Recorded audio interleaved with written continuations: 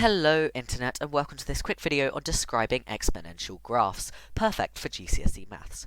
Let's start by taking a look at this question here, which is asking us to describe the graph of 6 to the power of x. Now the first thing we can say is that a to the power of x is an exponential graph, where a is any number. It should be noted that the x here, or anything that a is to the power of, is known as an exponent. And also the x could be any value. This could be 6x, 12x, it could even be something y, as long as it's an algebraic value. And here we see an exponential graph.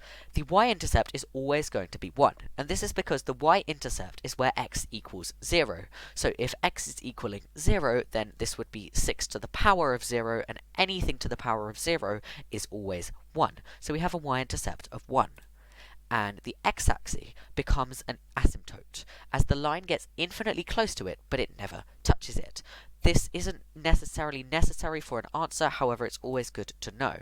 And we can finally say that if it is positive, it will grow exponentially or shoot up on the right hand side of the y-axis, whereas if it's negative, it will shoot up or grow exponentially on the left of the y-axis, and this is relating to the x value. So if it was 6 to the power of minus x, it would shoot up on the left. However, here it's a positive, so it shoots up on the right of our y-axis.